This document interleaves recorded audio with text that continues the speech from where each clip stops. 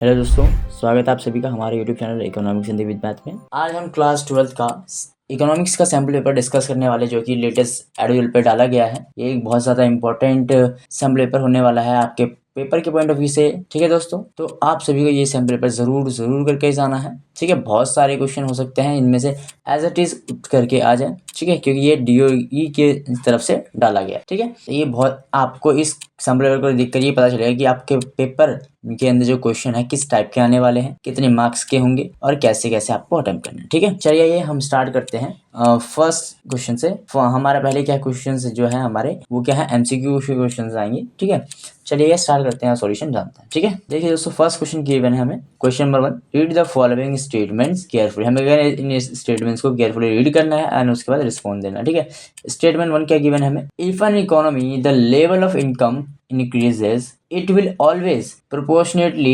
increase the level of consumption। मतलब क्या कि जैसे जैसे जो इनकम है हमारी बढ़ती है, वैसे वैसे जो है ना जो हमारा लेवल ऑफ कंजम्पशन होता है, खर्चा जो हम करते हैं, वो उसके क्या एक दूसरे के वो प्रोपोर्शनल होता है। ठीक है, स्टेटमेंट ये है। अब देखिए सेकंड स्टेटमेंट क्या देखिए मैंने, marginal propensity to consume and marginal propensity to save means यहाँ पे MPC और MPS दे रखा है आपको। क्या बोल रहा है, are always equal to each other. ठीक है, इसमें क्या देखिए, पहला ऑप्शन देखा जाए तो वो क्या है, बिल्कुल सही है। बट जो सेकंड ऑप्शन हमें गिवन है वो क्या दिख रहा है यहाँ पर, कि जो ये क्या बोल रहा है, ये जो MPC और क्या MPS है, ये दोनों हमेशा इक्वल रहते हैं एक दूसरे के। क्या ऐसा पॉसिबल है? नहीं। हम कभी कभार क्या होता है, हम सेविंग कम करते हैं, कंजम्पशन ज़्यादा करते हैं, है ना। कभी क्या होता है, कंजम्पशन कम करते हैं, सेविंग ज़्यादा करते हैं, है ना। एक दूसरे के उल्टा होता है ना। ये हर समय बराबर हो ऐसा पॉसिबल नहीं है। यानी कि चलिए इसके कौन सा आंसर, क्या ऑप्शन था उसको पढ़ते हैं और आंसर हम लगाते हैं। In the light of given statements choose the correct alternative from the following। ठीक है, हमें इन चार ऑप्शन से एक ऑप्शन को टिक करना है। ठीक है, देखिए फर्स्ट ऑप्शन क्या गिवन है, statement A is true and statement B is false. B option क्या है, statement 1 is false, statement 2 is true. C क्या है, both statements 1 and 2 are true. Option D, both statements 1 and 2 are false. ठीक है, यहाँ पर क्या ऑप्शन है देखिए दोस्तों, आंसर में क्या गिवन है, हमारा ऑप्शन नंबर क्या है, हमारा ए बिल्कुल सही है। क्या है, ए हमारा बिल्कुल सही है। ठीक है, क्यों, क्योंकि देखिए क्योंकि इनकम के बढ़ने से जो हमारा कंजम्पशन है वो भी इंक्रीज होता है, बट नेसेसरी नहीं होता कि ना वो फिक्स प्रोपोर्शन में बढ़े। ठीक है, अच्छा स्टेटमेंट 2 गलत था, मैंने आपको पहले ही बता दिया, समझा दिया था। चलिए आइए हम बढ़ते हैं क्वेश्चन नंबर 2 की तरफ। देखिए दोस्तों, क्वेश्चन नंबर 2 हमें क्या गिवन है, primary deficit is in a government, sorry. चलिए दोस्तों, देखिए क्वेश्चन नंबर 2 क्या कहता है, primary deficit in a government budget will be zero when a revenue deficit is zero, b net interest payment is zero, c physical deficit is zero, option d physical deficit is equal to interest payment. ठीक है, इन चारों में से क्या option हो जाएगा हमारा दोस्तों, ऑप्शन नंबर डी। ठीक है, ये याद है ना, जब भी फिजिकल डेफिशिएट क्या होता है, बराबर किसके होता है, इंटरेस्ट पेमेंट के, तब क्या होता है, जो ये जो हमारा प्राइमरी डेफिशिएट होता है वो क्या होता है, जीरो होता है। ठीक है, ये याद रखिएगा। ठीक है, और इसकी एक्सप्लेनेशन भी यहाँ पे आप लोगों को गिवन है, आप चाहे तो ये पढ़ सकते हैं। ठीक है, यहाँ पे क्या है, हम पढ़ के भी बता देता हूँ, कोई बात नहीं। देखिए क्या गिवन है, ऑप्शन डी क्या है, सही है। Primary deficit is equal to what, physical deficit minus interest on payment. ठीक है, if the primary deficit is zero then physical deficit must be equal interest payment. ठीक है, अगर फिजिकल डेफिशिएट जो है जीरो होता है तो हमें वो क्या होएगा, कंफर्म है कि ना जो प्राइमरी डेफिशिएट है वो किसके बराबर आएगा, इंटरेस्ट ऑन पेमेंट के बराबर आएगा। ठीक है, देखिए दोस्तों, प्राइमरी डेफिशिएट किसके बराबर होगा, physical deficit minus interest on payment होता है। ठीक है, तो अगर जब प्राइमरी डेफिशिएट क्या होगा, जीरो होगा, तब फिजिकल डेफिशिएट क्या होएगा, किसके बराबर होगा, इंटरेस्ट ऑन पेमेंट के। ठीक है, चलिए ये हम बढ़ते हैं क्वेश्चन नंबर 3 की तरफ। क्वेश्चन नंबर 3 क्या है, हमें गिवन है यहाँ पर, देखिए to arrive at the value of net value added at market price dash must be added to net value added at basic price. ठीक है, फिक्स प्राइस पे हमें बताना, तो इसका आंसर क्या हो जाएगा, ऑप्शन नंबर बी। ठीक है, याद रखिएगा, इसका आंसर क्या हो जाएगा, ऑप्शन नंबर बी। चलिए आइए हम बढ़ते हैं क्वेश्चन नंबर 4 की तरफ। क्वेश्चन नंबर 4 क्या गिवन है हमें, as per the national stock exchange data dated 9th June 2023 there was a net selling of worth 309 crore by foreign institutional investors over the period of 1 month. देखिए हमें यहाँ पे क्या बोल रहे हैं, ये जो NSE है ना, नेशनल स्टॉक एक्सचेंज, उनके डाटा के अनुसार क्या है कि 9 जून 2023 में क्या हुआ था, जो हमारा नेट सेलिंग था कितना था, वो हमारा 309 करोड़ था बाय फॉरेन इंस्टीट्यूशनल इन्वेस्टर्स, उनके द्वारा वो बड़ा पीरियड, एक पर्टिकुलर पीरियड ऑफ टाइम के बाद कितने 1 मंथ में। ठीक है, तो हमें क्या गिवन है, क्या करना है यहाँ पे पढ़िए, the above mention transaction will be recorded on dash side of dash account of balance of payment of India.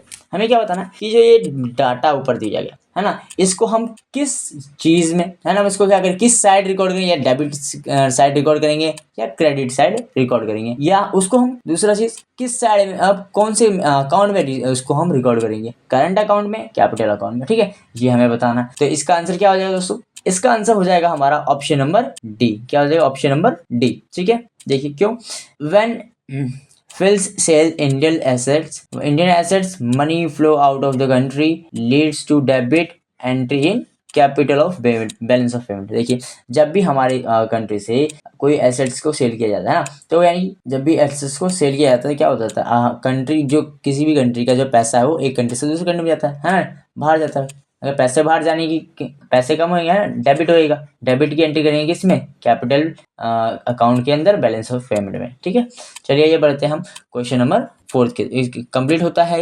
अब हम बढ़ते हैं क्वेश्चन नंबर 5 की तरफ। देखिए दोस्तों क्वेश्चन नंबर 5 क्या गिवन है हमें, इन एन इमेजिनरी इकोनॉमी, एक इमेजिनरी मतलब कल्पना कीजिए ऐसी इकोनॉमी है जिसमें क्या ऑटोनोमस कंजम्पशन कितना है 200 crore and marginal propensity to save कितना है 0.3 है ना, MPC हमें 0.3 दे रखा है। The saving function for the economy would be dash, है ना, जो सेविंग फंक्शन होता है ना इकोनॉमी के लिए वो क्या होएगा। ठीक है, तो क्या होएगा दोस्तों, देखिए ये हमारा हो जाएगा ऑप्शन नंबर डी। ठीक है, क्या हो जाएगा हमारा करेक्ट ऑप्शन, क्या हो जाएगा इसका ऑप्शन नंबर डी। ठीक है, ठीक है, सेविंग फंक्शन का फॉर्म क्या होता है, सेविंग फंक्शन का ऑटोनोमस कंजम्पशन प्लस में MPC प्लस इंटू में वाई, है ना, यही होता है। तो यहाँ से अगर हम निकालने की कोशिश करें तो हमारा वैल्यू क्या आएगा, देखिए ये आएगा saving is equal to -200 plus 0.7y। ठीक है, MPC हमने निकाला 1 में से माइनस करके। ठीक है, तो यहाँ से MPC आ गया 7, MPS कितना आया 0.3 हमें दे रखा था, 0 से 1 में से अगर हम माइनस करें 0.3 से हमारे क्या आएगा 0.7 हमारा कंजम्पशन आ गया। और सेविंग फंक्शन क्या होता है ये यहाँ पर हमने रख दिया। ठीक है, ये हमारा ऑप्शन नंबर डी होगा। ठीक है, अब बढ़ते हैं दोस्तों क्वेश्चन नंबर 6 की तरफ। ठीक है, क्या है क्वेश्चन हमारा, based on the data presented in the union budget 2024-25, मतलब जो 2024-25 के अंदर यूनियन बजट के अंदर डाटा प्रेजेंट किया गया, दिखाया गया है ना, उसमें क्या the total revenue receipt of government, जो गवर्नमेंट की टोटल रिवेन्यू रिसिप्ट है एंड क्या and the revenue expenditure are estimated at 35.04 lakh crore, जो है ना वो कितना एस्टिमेट किया गया 35.04 करोड़ 35.04 लाख जो है एस्टिमेट किया गया एंड क्या एंड 40.85 लाख करोड़ रिस्पेक्टिवली। मतलब रेवेन्यू कितना है हमारा, रिवेन्यू रिसिप्ट हमारा है 35.04 करोड़ लाख है, और क्या ये जो हमारा रेवेन्यू एक्सपेंडिचर है वो कितना है 40.85 लाख करोड़। ठीक है, गिवन द बोर्ड अब क्या पूछा हमसे, the value of the dash deficit would be 5.81 lakh crore. मतलब इनमें से किसका वैल्यू जो होगा हमारा डैश का वैल्यू जो है डेफिशिएट वैल्यू होएगा, है देखिए बढ़िया रिवेन्यू डेफिशिएट होएगा। ठीक है, या फिर हमारा ये चाहिए फिजिकल डेफिशिएट, बजटरी डेफिशिएट होएगा, या फिर प्राइमरी डेफिशिएट होएगा। ठीक है, तो हमारा इसका आंसर क्या हो जाएगा, पहला ऑप्शन रिवेन्यू डेफिशिएट। ठीक है, रिवेन्यू डेफिशिएट।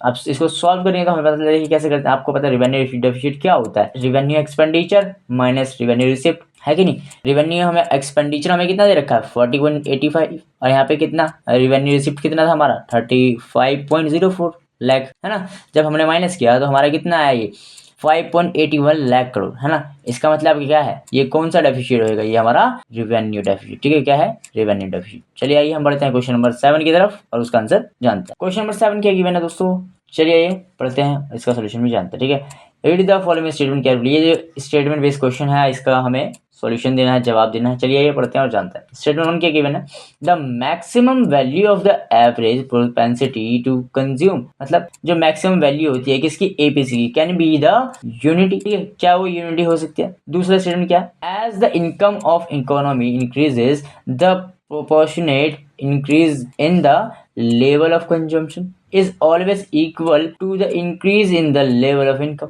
देखिए क्या बोला गया कि जो ये जो इनकम होती है किसी भी इकोनॉमी की जो इनकम, ठीक है, वो अगर वो बढ़ती है तो जो वो ना उस एक प्रोपोर्शनेट के साथ बढ़ती है। जब जैसे कि ये हमारा कंजम्पशन जैसे बढ़ता है, ठीक है, वो हमेशा किसके बराबर रहता है, increase in the level of income, है ना। इंक्रीज जितना बढ़ रहा है हमारा, हो रहा है हमारा इनकम, उतना ही उसके हिसाब से हमारा कंजम्पशन भी क्या होता है, प्रोपोर्शनली चेंज होता रहता है, बढ़ता रहता है, बढ़ता रहता है। ठीक है, क्या ये सही है।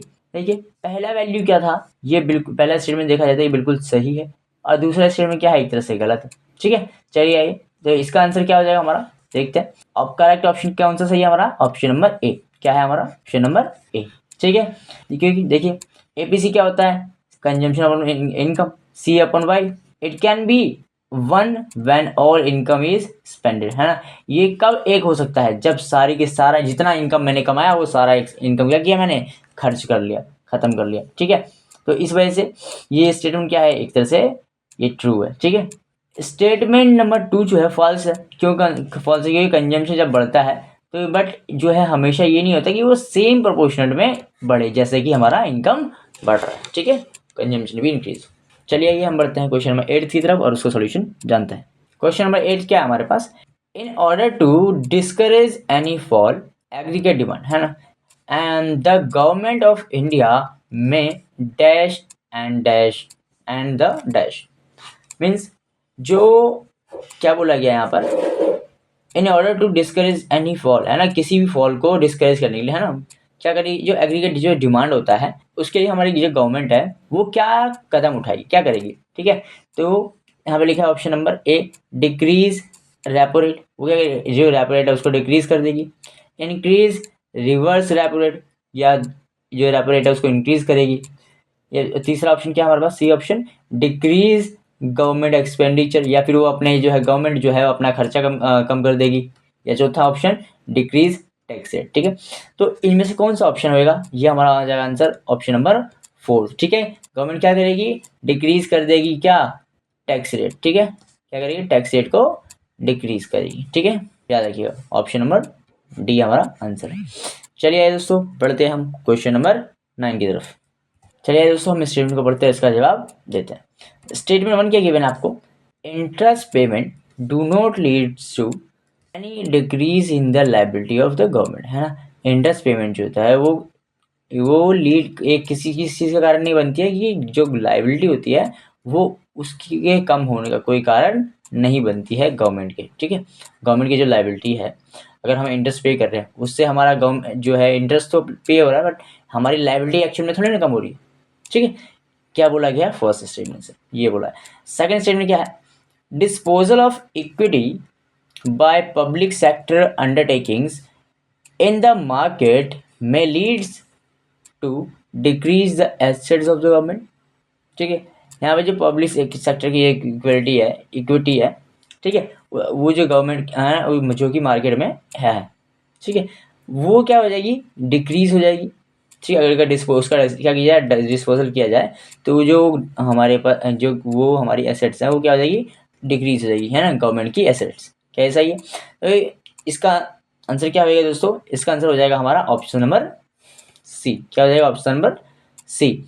ठीक है, ये जो स्टेटमेंट जो है दोनों की दोनों वो बिल्कुल सही। ठीक है, option number c, both statements first and second are true. तो इसका मतलब ये ऑप्शन नंबर सी हमारा आंसर। ठीक है, क्योंकि अगर जो अगर पीएसयूज होती है, ठीक है, अगर हम कुछ एसेट्स को सेल करते हैं तो हम गवर्नमेंट की एसेट्स क्या हो जाती है, कम हो जाती है। ठीक है, और अगर हम इंटरेस्ट पेमेंट करते हैं तो हमारी लायबिलिटी एक्चुअल में कम नहीं होती। ठीक है, चलिए आइए बढ़ते हैं हम क्वेश्चन नंबर 10 की तरफ और उसका सॉल्यूशन जानते हैं। देखिए दोस्तों क्वेश्चन नंबर 10 क्या गिवन है हमें, based on the given diagram overall trade merchandise plus service, है ना, मतलब यहाँ पे ये जो डायग्राम आपको दे रखा है, ठीक है, मर्केंटाइल्स प्लस सर्विस है, ठीक है, ओवरऑल ट्रेड दे रखा है हमें क्या करना है यहाँ पे, the trade under current account during April to Jan, ठीक है, हमें जो ट्रेड दे रखा है वो करंट अकाउंट के अंदर दे रखा है, कब कब से कब तक का, अप्रैल से जनवरी तक का 2023-24 का, reflect a dash of USD dollar, USD billion, ठीक है, वो क्या रिफ्लेक्ट कर रहा है, ठीक है, वो सरप्लस को रिफ्लेक्ट कर रहा है या फिर डेफिशिएट को रिफ्लेक्ट कर रहा है, ठीक है।